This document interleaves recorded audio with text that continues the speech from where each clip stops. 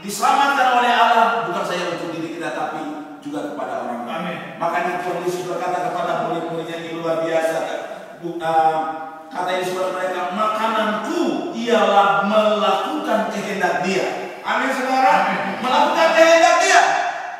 Jadi sungguh luar biasa Tuhan memberikan satu teladan, satu contoh kepada murid-murid pada saat itu. Bagaimana waktu perempuan Samaria dan banyak orang datang kepada Tuhan, Dia memperlihatkan kepada mereka bahwa inilah ladang-ladang yang sudah memenuhi segala kekasih yang sudah siap dituai. Biar mereka mengerti, lalu mereka bekerja keras untuk bagaimana mau memberikan hidup mereka untuk melayani akan pekerjaan Tuhan. Ini luar biasa saudara kekasih. Dan yang ketiga saudara kekasih, kita menerima tanggung jawab sebagai perintah dari kita menerima tanggung jawab untuk memberitakan sebab apa? Kalau saya bisa mengatakan mungkin di sini, sebab kalau kita melihat ada satu jeritan dari surga saudara kekasih dari neraka, ya, membuat kita sangat betul-betul melihat ini saudara kekasih apa yang menjadi rencana Allah bagi saya dengan saudara. Kalau kita melihat dalam kitab Injil Lukas ini saudara, Injil Lukas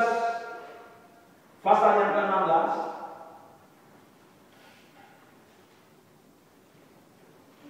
Injil Lukas pasal yang ke-16.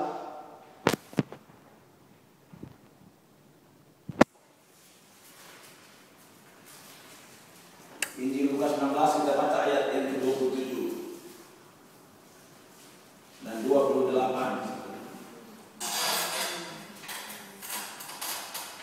Kita akan baca 1, 2, 3. Kata orang itu, kalau demikian aku minta kepadamu Bapa supaya engkau menyuruh dia ke rumah ayahku, sebab masih ada 5 orang saudaraku, supaya dia menginginkan mereka dengan sungguh-sungguh agar mereka jangan masuk ke dalam tempat penderitaan ini. Saudara, kalau kita melihat ini cerita orang kaya dengan Lazarus ini, saudara kekasih, menjadi tantangan bagi saya dengan saudara.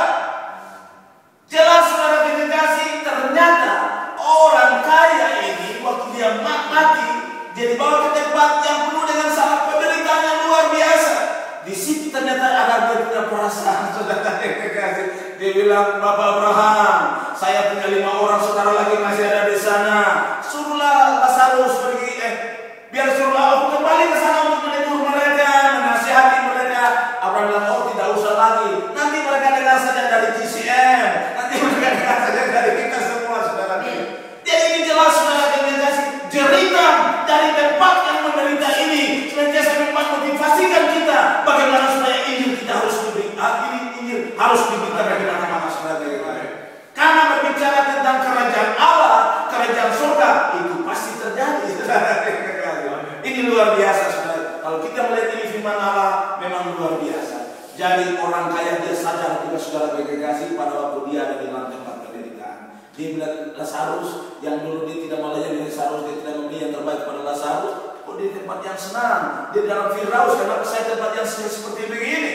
Akhirnya Tuhan saudara dia menyesal, dia bilang kalau bisa izinkan aku kembali. Oh Tuhan, kemana aku tidak bisa lagi. Abraham bilang, oh tidak bisa lagi. Nanti saudara 5 saudara itu dengar saja dari penginjil-penginjil, dari nabi-nabi, dari kita, dari GCM. Nanti mereka dengar saja. Jadi jelas saudara kita dipanggil untuk memberitakan Injil. Karena cerita yang kita boleh lihat apa yang terjadi dalam tempat penderitaan ini. Ternyata semua orang yang tidak percaya Tuhan, dia tidak termasuk dalam kerajaan Allah. Amin saudara.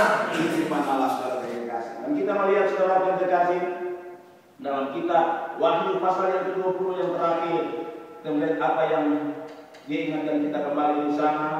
Lalu kita melihat kembali kepada jiwa-jiwa untuk kita tetap mempunyai semangat, gairah untuk tetap membawa mereka datang kepada Tuhan, karena kebenaran firman Allah ini pasti terjadi. Kita lihat dalam kitab Wahyu pasal yang ke-20 ayat yang ke-15. Kita akan baca 1, 2, 3. Dan setiap orang yang tidak ditentukan namanya tertulis dalam kitab kehidupan itu, ia dilemparkan ke dalam lautan api itu. Jadi jelas saudara kekasih, semua orang yang tidak percaya Tuhan Yesus, dia tidak masuk dalam kerajaan Allah. Jadi inilah tanggung jawab saya dengan saudara, kita dipanggil untuk bertanggung jawab terhadap jiwa-jiwa yang ada di muka bumi.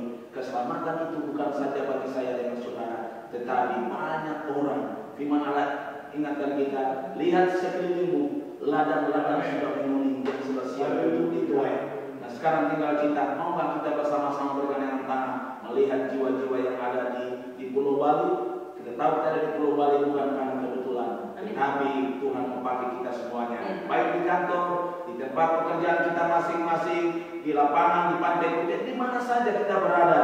Mari kita mau punya hati seperti ini. Tuhan, saya rindu supaya saya kembali memiliki semangat menginjil, api berdoa, api doa. Tuhan kembalikan kepada saya mau lebih libatkan diri lagi. Saya mau mendedikasikan hidup saya sungguh-sungguh lagi kepada Tuhan. Saudara, kalau kita punya komitmen ini, Tuhan akan memakai kita lebih luar biasa lagi. Sehingga di tahun-tahun ini, saudara berkreasi, kita akan melihat Pulau Bali banyak jiwa-jiwa kita akan untuk Tuhan. Salah satu yang mulai di jiwa-jiwa baru seperti Gus dari Hindu, dari banyak sekali yang kita boleh melihat, saudara berkreasi. Kita semua ya, latar belakang yang tadinya kita mengenal Tuhan, ini bukan karena kita, tapi bagaimana doa-doa orang percaya semua maka terjadi kegerakan yang luar biasa.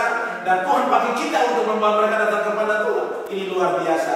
Jadi bukan hanya sampai kepada Gus dengan teman-teman yang lain, tapi mari kita terus juga membawa banyak jiwa-jiwa datang kepada Tuhan. Biarlah firman Tuhan yang singkat malam hari ini bisa memotivasikan kita